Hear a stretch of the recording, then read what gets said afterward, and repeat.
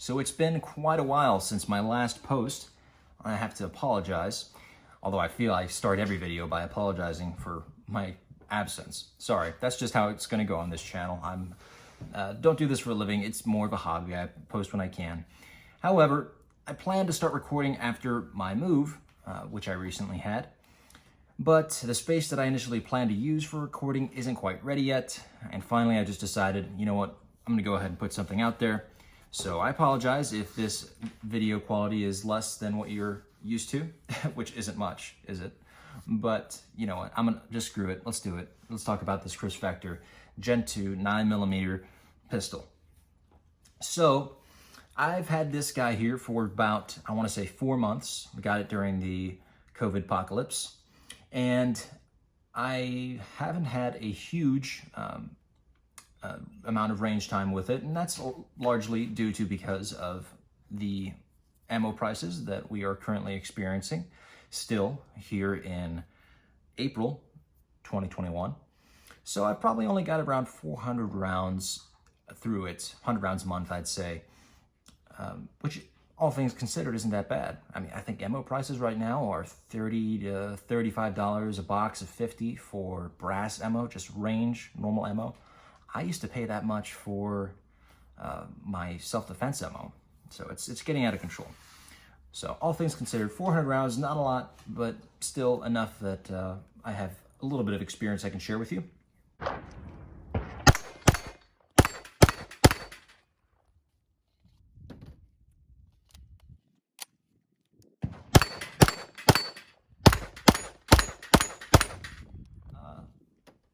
I don't know all the differences between the different Vector models. There are several. If you are interested in those differences, go to the Vector website. They have them all on there. This one, I would say, is more of their baseline Vector. They have one that's tricked out with all kinds of gizmos up here that make the gun much more ergonomic and easier to shoot and add attachments. But I definitely wanted to go with the slick, more classic looking Vector that we're all used to seeing from movies and so on. I mean, this is definitely just a, you know, that gun looks cool, I want it kind of thing. I really had no plans on using this for self-defense or any kind of serious role. It's just a cool gun to have and show your friends. So that's where I am at, that's where I'm at with it. And although this isn't going to be a review specifically on this gun because I don't have a lot of rounds through it, I do want to talk about what experience I do have with it and then just walk you through some of the features, give you a close-up, things like that. So let's get into it. Starting at the front, I have the barrel, of course. That's where most of our barrels are. And it comes with this, I'm looking at the website here, so forgive me if I'm pausing every once in a while to look over at the website page. It does have a 5.5-inch barrel on here. That's good, probably longer than most of your standard handguns, but still compact enough that you really get to take advantage of the short size of this package, which is nice. Part of going with something like this, I think, is to have a very capable platform that is still compact enough that you can easily stuff it away in bags. You could definitely do that with this guy. On that barrel is some threads with a thread protector. They are 1.5 by 28 threads, so you can use your standard threading devices. I have a suppressor that we'll talk about here in a bit that I threw on there. And it is black nitrided. The barrel is black nitrided, so nice finish on there. Moving on back, you do have a pick rail that runs along the top of the Vector. All along the top, one continuous pick rail, which is nice for mounting accessories. On that rail, it comes with 2 iron sights, very high quality iron sights at that, straight from the factory. Not a lot of guns do that these days, so it's really cool to see Vector include that in the package. They kind of remind me of Troy flip-ups, really good iron sights. You have a small aperture in the back that you can use and a large aperture, so that's nice. Right now I have it on the large aperture. And they are adjustable for windage and elevation. I can't quite tell if they're polymer. They feel polymer, not entirely though. There are some metal components to them. you have, well actually I added this myself. One thing we can talk about, because we're here already, is QD point attachments for using slings. There aren't any, at least not on this platform. You would definitely have to go aftermarket, which there are options available if you look hard enough, where you can add attachments here and there that allow you to use QD slings. I just went ahead and threw on this $20 Magpul sling attachment that hooks on to Picatinny rail. And that's worked okay for me, just to use in a one-point sling kind of style, which is pretty useful. I'd say it worked pretty well with this setup. I don't think I'd ever be running 2-point with this guy. Anywho, let's go ahead and jump back up before we forget to talk about the rest of the stuff on the front here. You do have these two sections here on either side. They're basically two thread points where you can add additional accessories that are sold by Kriss Vector. I imagine aftermarket has support for them as well. And you can add pick rails, extra rail attachments and such. Go look at the website. You'll see what I'm talking about. Different things you can do with this that allow you to attach flashlights and other accessories that make your shooting experience more enjoyable. The operating system is also contained at the front here. Because of that, it does tend to be a little front heavy, quite front heavy actually, because all the goods are up here. Your bolt, you know, probably if you're watching this video, you've seen other videos, you know more or less what the Vector does when a round is fired. This is empty, by the way. There's nothing in the chamber or the magwell. So round fires, the bolt travels downwards, supposedly vectoring the recoil downwards and away from you. Most people have said it, and I agree with them. Shooting in semi-automatic, you're not going to get the full advantage of that system. It is a relatively low recoiling platform, but I would still lean towards my SP5 over this guy any day. That's for several reasons, not just the recoil, but yeah, it's worth mentioning. Works okay, but not out of this world for as advanced as it is, or how different it is, if that makes sense. You also have extra pick rail down here. Of course, you aren't allowed to add vertical grips or anything like that, but hand stops, if you want to throw that on there, flashlight, if you can use it that way, go for it. It's there for you. You do have some kind of texture along the front here, and that's so that you can grip right here, and it does provide you a good amount of texture. Now, gripping your grip on this firearm, it's kind of an issue for a couple different reasons. Let's go ahead and flip it over so we can talk about those. Also talk about features while we're here, by the way. Charging handle. Your charging handle's over here. It is non-reciprocating, and you have a short throw on it, very short throw, kind of heavy too. It kind of took me by surprise. I was like, dang, that's not the easiest thing to manipulate. You really have to mean to do it. But it's there for you. If you want to lock your bolt back, you have your bolt catch, bolt release right here. You pull back on this. Sorry for all the noise I'm making here. And at the same time, depress that, and boom, your bolt is locked to the rear. You can see now that that is the case. If you want to release it, boom, right there, bolt released. Your magazine release is also on this side. It is a small, very flush button on the left-hand side of the firearm. And what I was going to mention earlier, your grip kind of starts to play with that magazine release and bolt catch, bolt release here. When you're grabbing it, assuming you are a righty like I am, you're going to wrap your hand around here because that's what feels most comfortable. Everybody's going to want to go to that. I did it first. And in doing so, you run the risk of pressing that magazine release button. That's going to shoot out your magazines, or you're going to depress the bolt catch button. You're going to lock your bolt back. It's going to run into trouble when you're gripping it like that. What I had to do is kind of train myself to use a consistent grip in a lower position. So I'd try and kind of grab it by the bottom here like this, fit my 4 fingers into this groove on the other side where you can later, I think they meant for that groove there to be for engravings if you ended up SBRing it. For me, I'm kind of using it as a point of reference for my fingers. If I can fit my 4 fingers in here, I know that the rest of my hand is probably low enough that I'm not going to play with the rest of the gizmos on this side and run into a malfunction.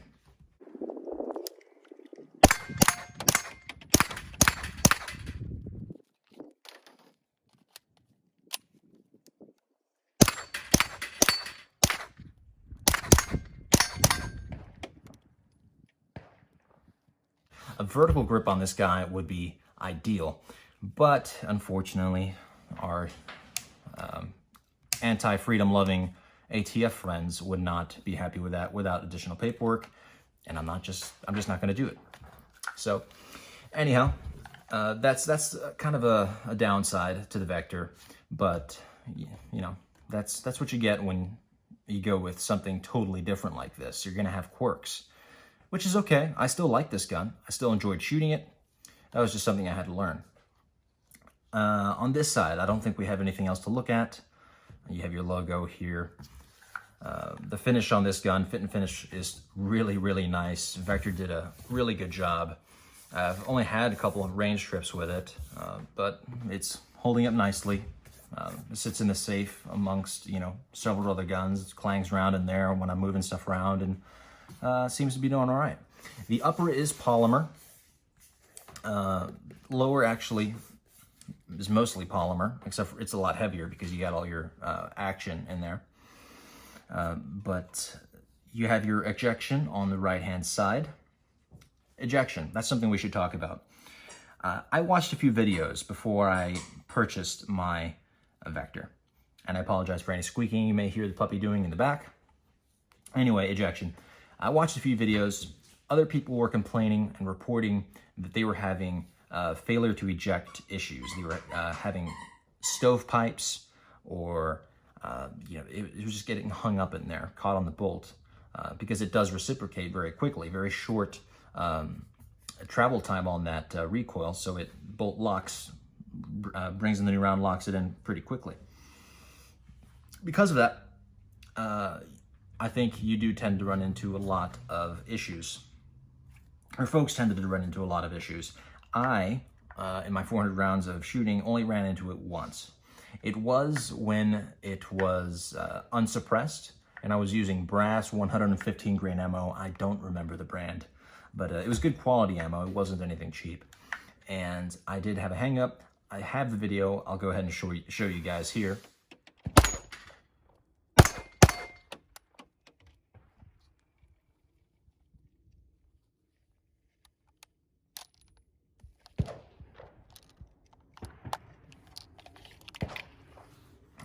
But in 400 rounds, one malfunction like that, not terrible, but I was a little disappointed to see that, because it kind of reaffirms what I'm hearing out there on the internet, is that you are going to run into those failure to ejects with this guy. I'm going to keep shooting it. We'll see what happens. Running it suppressed, I was watching the ejection pattern, and it definitely seemed to kick them out with more authority. They weren't kind of flopping to the side there as much as they are when you shoot this unsuppressed. So I think you're a lot less likely to run into ejection issues with that suppressor, because it increases the pressure, really starts throwing that brass out. I think you're going to be good to go running it suppressed.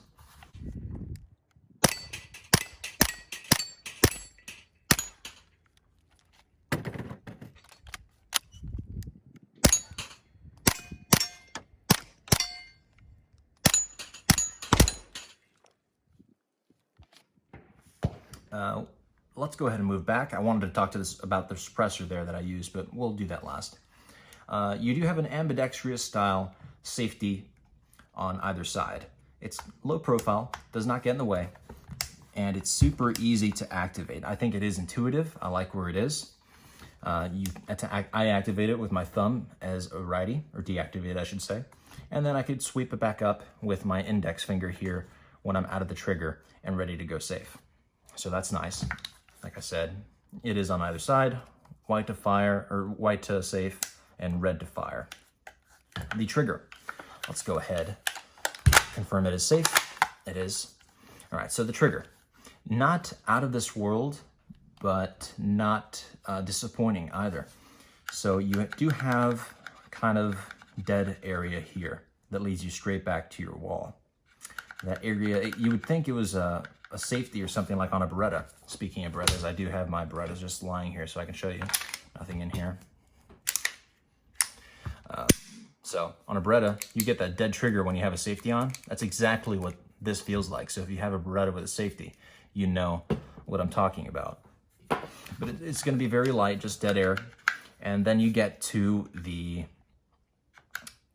trigger pull. You feel the weight. It starts to kind of creep backwards towards the wall where it just all of a sudden breaks. Not super predictable, but you know it's coming. You don't have that much creep before you get to the wall. And then there's not a lot of over travel either. So let's cycle it. Show you the reset. There it is. You can come all the way back out after that. Very loud, very tactile. You're gonna know when you have a reset, and then you can go back into the trigger. I think I have a trigger gauge now. I'll see if I go find that, and I'll cut that video in here at some point. See if we can show you the weight. Okay, so we're back here as promised with the post-edit with a Wheeler Engineering trigger gauge. This is a gift. Let's check it out, see what the weight registers at with this guy. Pull it. 5 pounds, 9.1 ounces. All right, let's get one more, or maybe two more.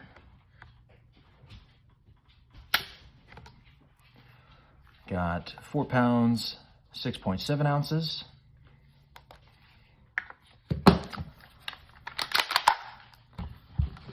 And try it again. 5 pounds, 2.4 ounces. Let's do 5. I feel like 5 is a good number.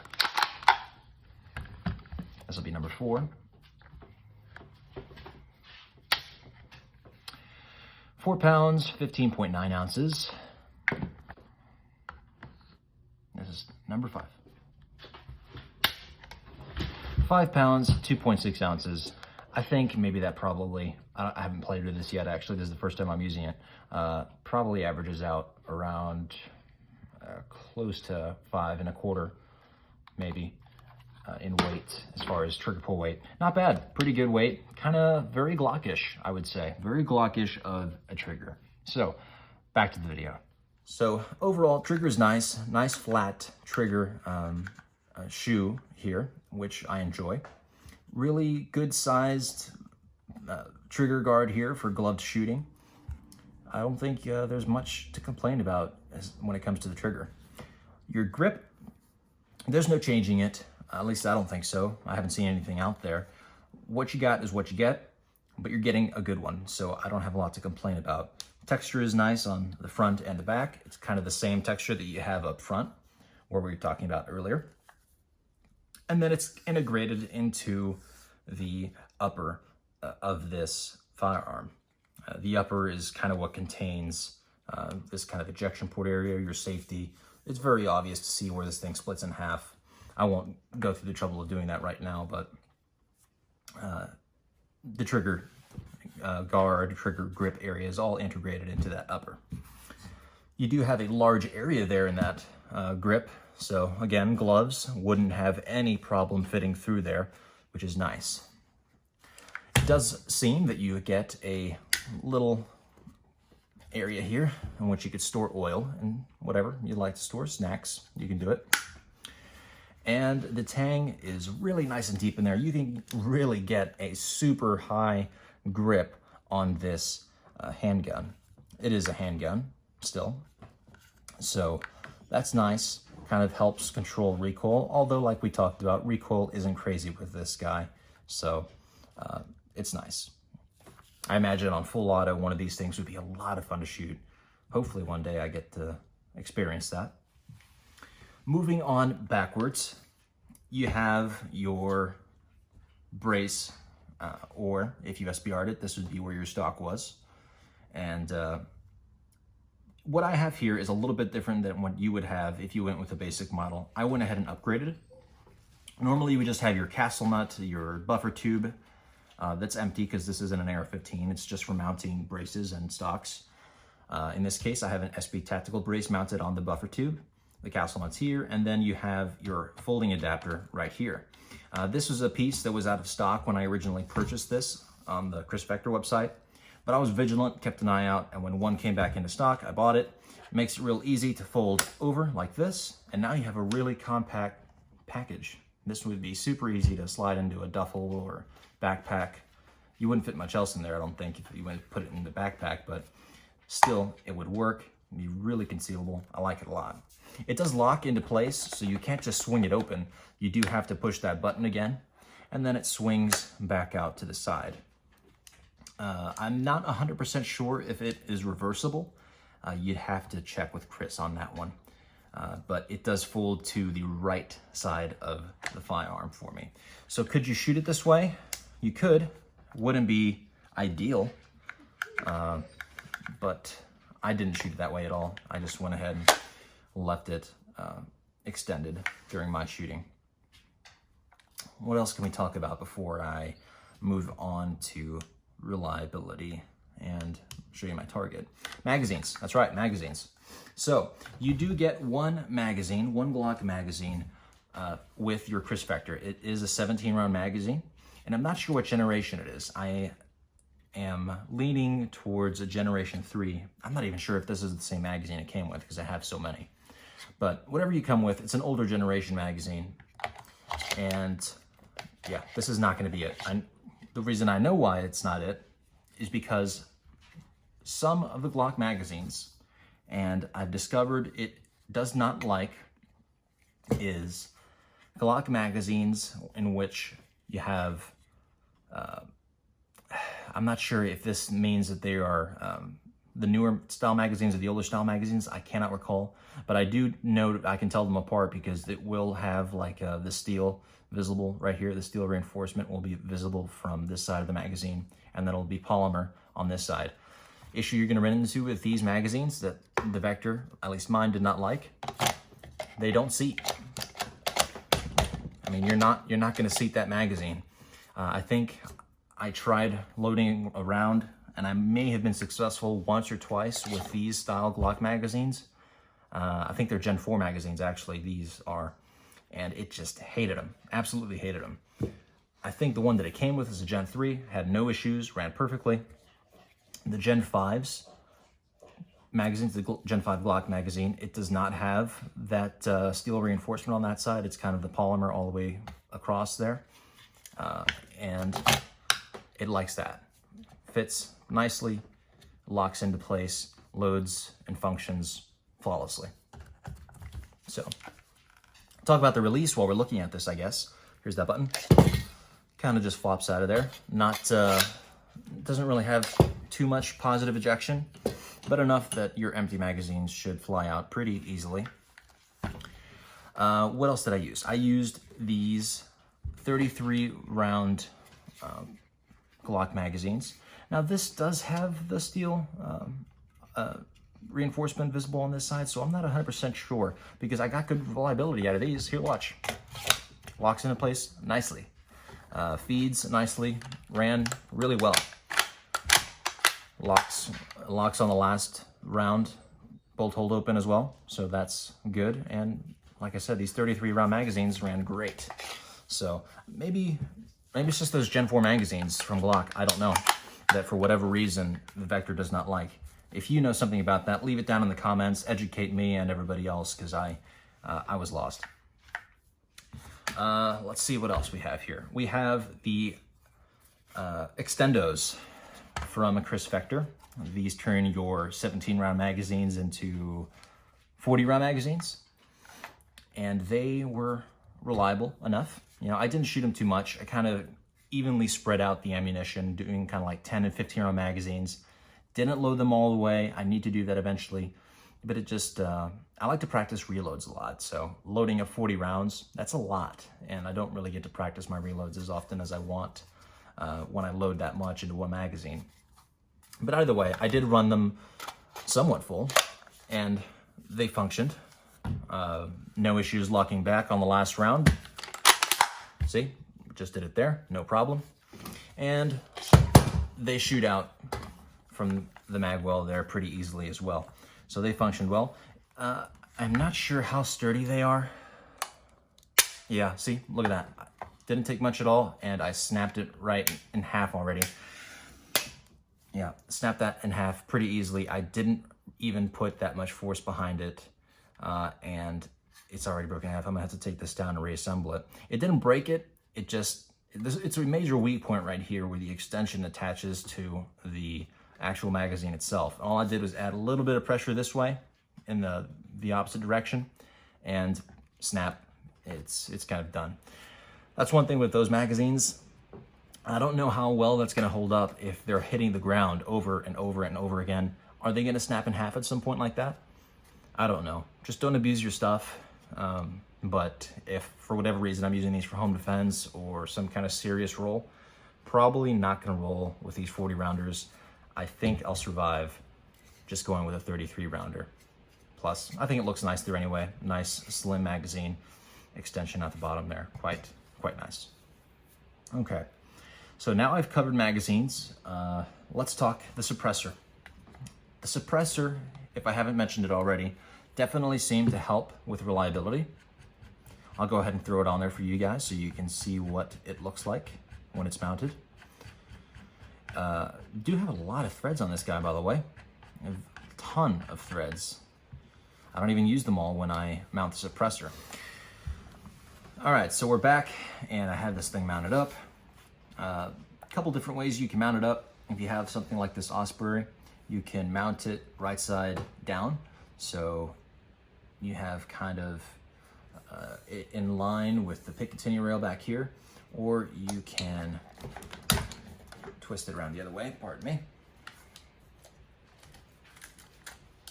Twist it around the other way and have it mounted upside or downside up so that it's kind of sharing more of its mass with the body of the Vector. I kind of like how it looks this way. Is this any of this important?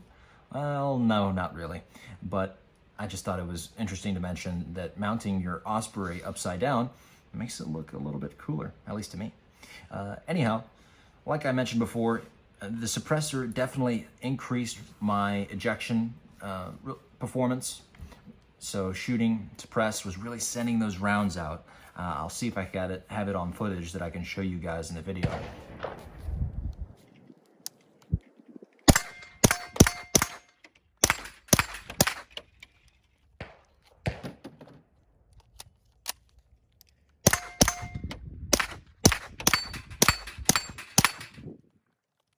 But definitely preferred shooting suppressed with this guy. As far as gas in the face, I was shooting outside a lot, and I didn't really have too many issues with that. So good there. And what else can we talk about with the suppressor? How it sounded? It sounded good. Pretty quiet action, especially when I was using subs. I was lucky enough to have a box of 50 round box of subsonic ammo, Fiocchi, 158 grain, I think. And that sounded really, really nice. I don't have high-tech camera. All the recording I do is on my phone. So, sorry, best I can give you is what I have from my phone footage, and I'll splice that in. All right, first up through the Osprey 45K, mounted on the Kriss Vector 9mm, is Blazer Brass, 115 grain, supersonic.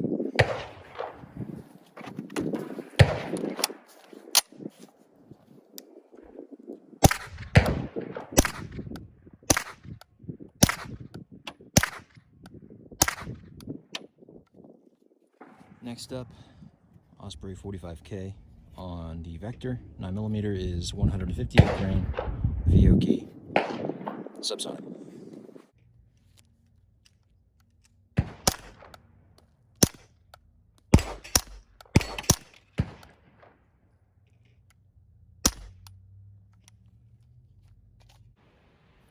So other than that, the Osprey 45K performed very nicely. I'm happy with it on the Vector.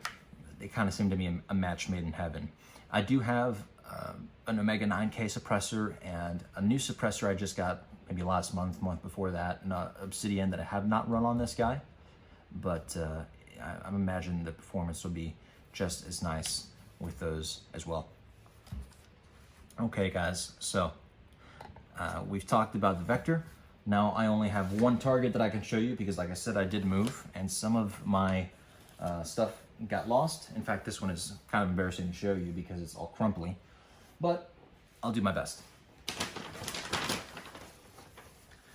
So one caveat with the suppressor, because I just saw my target and it reminded me. For whatever reason, shooting with this Osprey drastically, and I mean drastically, changed my point of impact.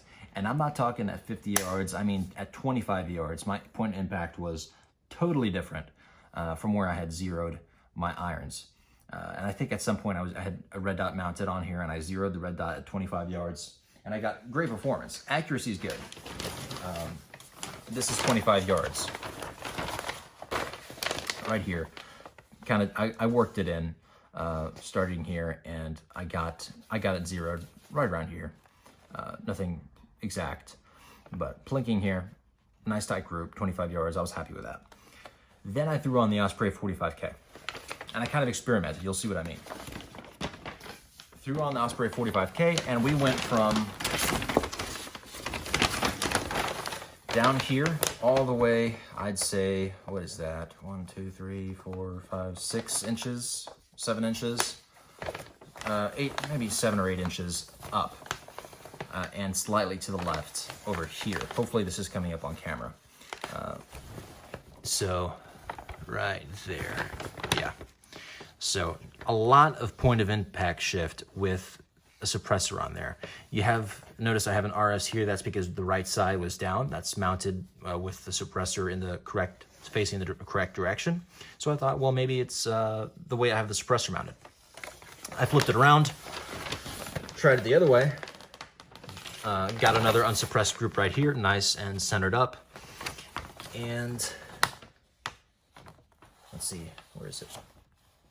Right side down. On the other side. Okay. So I had the same results. I was aiming down here, went still with the right side down. I had another 7 or 8 inches of travel. I might be getting this backwards. The point being, with the suppressor attached, I did have 7 to 8 inches of impact shift with that. So that was kind of surprising to me. I didn't expect to see something so drastic. Maybe I'm doing something wrong. I'm still pretty much a novice at all this kind of stuff, guys. Shooting is just a hobby for me. Of course, it's important for my day-to-day work stuff too. I'm law enforcement, but I shoot handgun. So I don't run around with those suppressed, vector rig. I don't know all the ins and outs of it.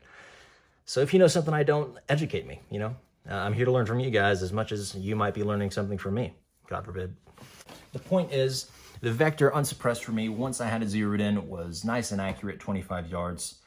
But adding the suppressor did significantly change the impact of those rounds. So be aware of that. You want to zero your gun with however you're going to be using it, whatever setup you're going to be using it. And that's probably true for anything. I have all my rifles zeroed with a suppressor on because that's the way I would be running them in any given situation. So no different here, I think. Again, just a little bit of surprise on my end. That brings me to the end. I don't think I have anything else for you. Hopefully you've enjoyed this. I'm glad to be recording again, hoping that I can be into that studio soon, before long, so that I could get more videos out more frequently and in a better setup, hopefully improving the quality. We'll see. So again, thank you for watching. Thank you for waiting and sticking around, coming back to watch the video.